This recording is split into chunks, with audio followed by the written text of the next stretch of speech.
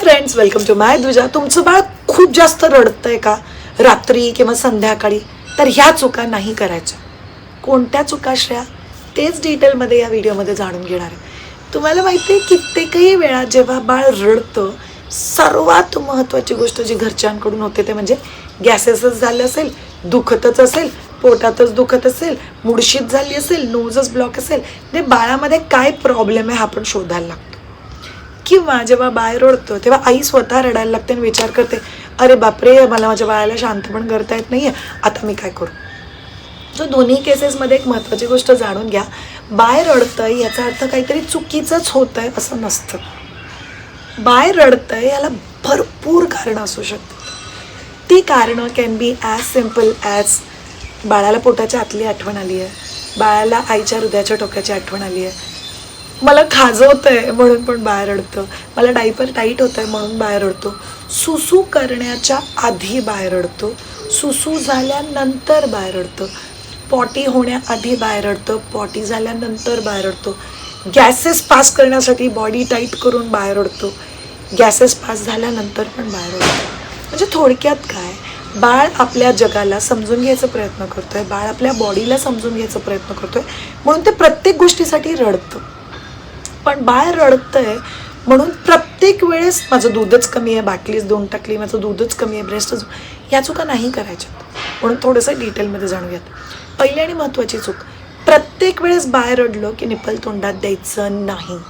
शिवाय me properly feed केलं आहे, 15 मिनिटं फीड पण झालं आहे, पण तरी पण माझं बाळ रडतं आहे, मग मी परत निप्पल देऊ का. तुम्ही दिलं तर कदाचित बाळ शांत होईल, पण फक्त पॅसिफिकेशनसाठी. पण नाही द्यायचं, ती सवयच का लावताय. तुम्हाला माहिती आहे बाळाने पोट व्यवस्थित भरलं आहे, वेट गेन व्यवस्थित आहे, तुम्हाला मिल्क सप्लाय व्यवस्थित आहे, किंवा तुम्ही फॉर्म्युला मिल्क देताय तर बाटलीने बाळाने व्यवस्थित दूध पिलेलं आहे. प्रत्येक वेळेस बाळ रडतं आहे म्हणून निप्पल तोंडात द्यायचं नाही. Every cry should not be answer with nipple. म्हणजे प्रत्येक रडणं हे निप्पलनी उत्तरलं गेलं नाही पाहिजे. हा महत्त्वाचा रूल आहे जो तुम्हाला फॉलो केलाच पाहिजे.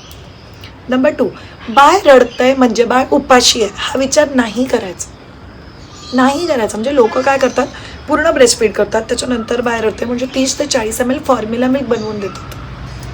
तुमचं दूध व्यवस्थित आहे, अगदी तुम्हाला डाऊट असेल तर स्वतःचं दूध एक्सप्रेस करा आणि ते बाळाला द्या. पण फॉर्म्युला मिल्क, बाटली या दूध देऊ नका, कारण बाळ रडतंय म्हणजे बाळ उपाशी आहे. तुम्ही बाळाला फॉर्म्युला मिल्क द्याल्यानंतर बाळ 3-4 तास झोपतंय, याने तुम्हाला असं वाटतं की माझं बाळ उपाशीच आहे. दुसरं, तुम्ही फॉर्म्युला मिल्क किंवा बाटलीने दूध दिल्यावर पिल्लू अगदी फटाफट दूध पितं म्हणून तुम्हाला वाटतं बाळ उपाशी आहे. नाही, तुमचं बाळ रडतंय म्हणून ते उपाशीच आहे असं नाही. बाकी सगळे पॅरामीटर्स चेक करा ना, सुसू काउंट कसं आहे, वेट कसं आहे, तुमचा मिल्क सप्लाय कसं आहे, ते सगळं नीट असेल तर प्लीज प्लीज प्लीज प्लीज पाहिजे तर पर्सनल कन्सल्टेशन बुक करा आणि समजून घ्या. पर्सनल कन्सल्टेशन बुक करायच्या डिटेल्स मी ते लिहिते आहे, पण हे फार महत्त्वाचं आहे की तुम्ही प्लीज बाळ प्रत्येक वेळेस रडताना बाळ उपाशी आहे म्हणून एक्स्ट्रा टॉपअप द्यायची गरज नाही आहे. नंबर 3, बाळ उपाशी आहे असं तुम्हाला वाटतं, ही एक गोष्ट झाली. पण बाळ रडतंय तर लोक काय करतात, रडणाऱ्या बाळाचं पोट जोरात दाबून बघतात. बघ बघ बघ रडते ना. रडणाऱ्या बाळाला तुम्ही कानाखाली मारलं तर ते जास्त जोरात रडणार आहे. रडणाऱ्या बाळाचं पोट दाबलं तर ते जास्त जोरात रडणार आहे. म्हणून जर तुम्हाला गॅसेस झाले, अगदी चेकच करायचे असेल तर बाळाला पूर्ण शांत करा आणि मग अलगद पोट दाबा आणि चेक करा कडक लागतंय का. पण काय होतं माहिती आहे का, आपण रडणाऱ्या बाळाचं जेव्हा पोट दाबून बघतो, नाही बाळाला ना गॅसेसच खूप झालेत, मग काय करतात, ओवा खाऊन बाळाच्या बेंबीवर फुकतात, तोंडात फुकतात, हिंगेचं पाणी लावतात. करा या सगळ्या गोष्टी. तोंडात प्लीज फुकू नका, इट्स नॉट हायजेनिकली गुड. पण बाकी वरती लावायच्या ज्या गोष्टी आहेत करा. पण मी तुम्हाला सिम्पलची गोष्ट सांगते, बाळ रडतंय म्हणजे तुम्हाला काहीतरी रेमेडी करायला पाहिजे अशी काही गरज नाही आहे. बाळ रडतंय, पोटात दुखतही असेल, त्याला टमी टाईम द्या. म्हणजे काहीतरी अशा नॅचरल गोष्टी शिकून घ्या ज्या तुम्ही एव्हरीडे वापरू शकता. तर बाळाला टमी टाईम देणं किंवा बाळाला पोटावरती झोपवणं, हार्ड सरफेसवरती, या गोष्टींमुळे बाळाचे गॅसेस कमी होतील. बाळाला जर बाटलीने दूध पाजत असाल तर how to bottle feed my द्विजा चेक करा, म्हणजे तुम्हाला कळेल की बाटलीने दूध कसं पाजायचं असतं. आपल्याकडे हे कोणी शिकवतच नाही.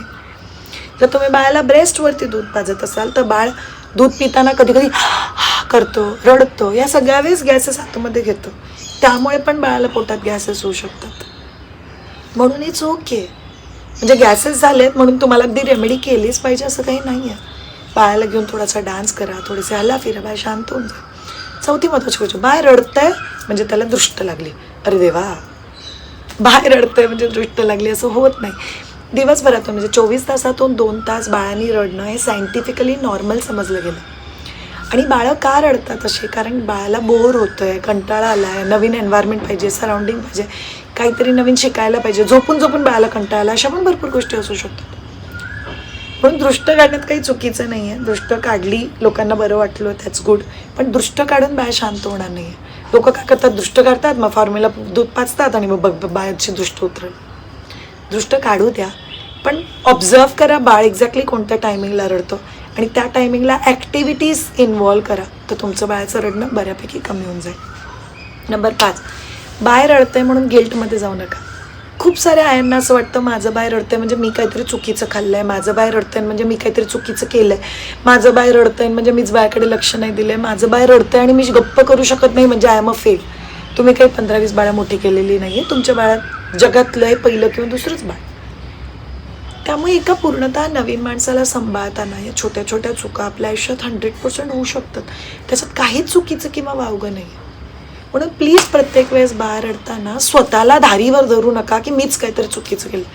कारण एक आई जेवढा जास्त गिल्टमधून जाते ना, तेवढाच ती स्वतःसाठी नुकसान क्रिएट करून घेते, जे आपल्यासाठी चांगलं नाही आहे आणि बाळासाठी पण चांगलं नाही. म्हणून तुम्हाला लोकांना लक्षात ठेवायचं आहे की जर तुमचं बाळ रडत असेल तर नॅचरली न्यूट्रली विचार करा ना, प्रॉब्लेमचा नाही आणि स्वतःचा नाही. ओके ठीक आहे, काय होऊ शकतो, कंटाळा येऊ शकतो, ओके ठीक आहे, मी बाळासाठी काय करू शकते जेणेकरून बाळाला बरं वाटेल, दॅट विल ॲक्च्युली हेल्प. पण सर्वात महत्त्वाची गोष्ट जी तुम्ही बाळासाठी करू शकता ते म्हणजे तुम्ही स्वतः शांत राहा. तुम्ही रडायला लागला, पॅनिक व्हायला लागला, कारण तुमचं बाळ तुमच्याबरोबर नर्वस सिस्टीम शेअर करतं. तुम्ही जसे रडायला लागता, पॅनिक व्हायला लागता, तसं तुमचं बाळ अजून जास्त रडायला लागतं, पॅनिक व्हायला लागतं. म्हणून जसे जसे तुम्ही शांत राहायला लागाल तसं तसं तुम्हाला जाणवेल की माझं बाळ पण शांत राहतं. म्हणून सांगते की प्लीज बाळ रडल्यावर पॅनिक होऊ नका, शांत राहा. आणि शेवटची आणि अतिशय महत्त्वाची गोष्ट, बाळ रडतंय म्हणून त्याला झोळीत किंवा पाळण्यात टाकून बदाबदा बदबदा बदबदा हलवायला लागू नका. स्वतःला असं करून बघा, चक्कर येते थोड्या वेळानंतर. It's not a good idea. कित्येक वेळा तुम्हाला सांगतो, ब्रा आणि ड्रेस काढून बाळाला जर तुम्ही छातीवरती घेतलं आणि नुसतं सिवे केलं, बाळ होतं आहे शांत 2-4 मिनटात. कित्येक वेळा तुम्ही शांत राहून ओमकारचं चांटिंग केलं, बाळ शांत होईल. कित्येक वेळा तुम्ही शांत राहून तळपायाला शांत मसाज केली, बाळ शांत होईल. कित्येक वेळा बाळाला स्पंजिंग करून टाकलं, बाळ शांत होईल. म्हणून बाळ रडतंय म्हणून काहीतरी चुकीचं होतंय हा विचार मनात आणू नका. तुमच्या मनात असे काही छोटे छोटे प्रश्न असतील, ज्या प्रश्नांची उत्तरं तुम्हाला मायदूजाकडून पाहिजे असतील, तर नक्कीच चॅनलला सबस्क्राईब करा. प्रेग्नन्सीपासून पिल्लू 7 वर्षाचं होईपर्यंत सगळ्या गोष्टींसाठी पर्सनल कन्सल्टेशन, कोर्सेस आणि प्रोडक्ट्स आपल्याकडे आहेत. ऑब्झर्व करा, शिका. मी कॉन्टॅक्ट डिटेल्स इथे लिहून टाकते, तर कॉन्टॅक्ट करा आणि एक कॉन्फिडेंटली आई म्हणून पुढे जावा. चॅनलला नक्की सबस्क्राईब करा. तुमचा एखादा प्रश्न असेल तर आम्हाला कळवा. Thank you so much. Have a great time. Bye.